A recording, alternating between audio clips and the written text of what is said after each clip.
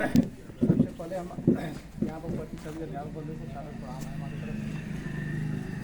आप लोगों के बीच में हम कक्षा 6 के एक पाठ है त्रिभुज, हाँ, उसी के विषय में कुछ बताने जा रहे हैं।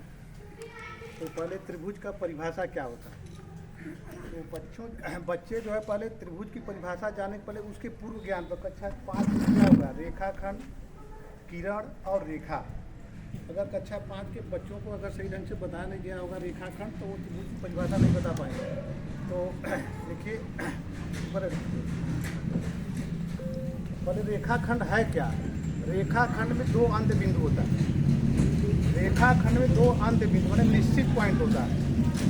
किरण में केवल एक ही निश्चित पॉइंट होता है, और जबकि रेखा में एक भी निश्चित पॉइंट नहीं होता। एरो लगा रहता है, उसमें इनफाइनाइट तक वो जाता रहेगा रेखा आपका।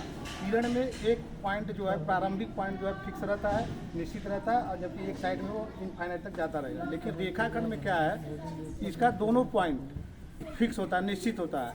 तो डिफिनीशन क्या है इसका, तीन रेखाखंडों से घिरी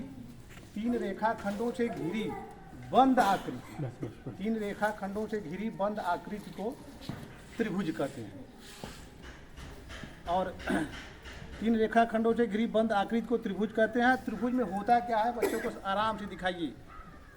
त्रिभुज में मेन क्या चीज़ है, देखिए तीन शीर्ष होते हैं। शीर्ष आपका दिखाई दे रहा, ए, बी और सी, ये सामने दिखाई दे रहा है। फिर इसके बाद त्रिभुज में और क्या है, तीन रेखाखंड हैं, ए बी, बी सी और ए सी।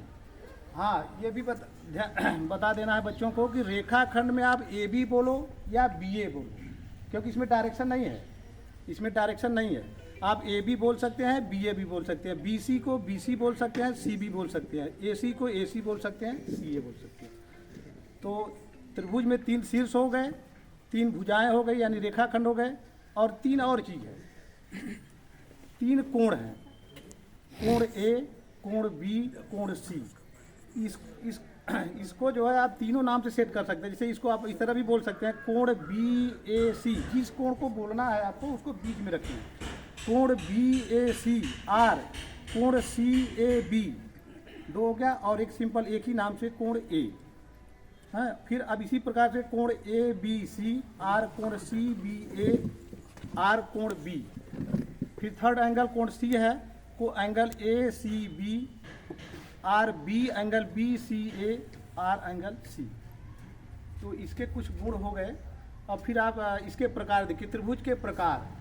तो चूँकि त्रिभुज में जो है भुजा भी है और कोण भी है, त्रिभुज में भुजा भी है और कोण भी है। तो भुजा के आधार पर पहले इसका प्रकार देखेंगे।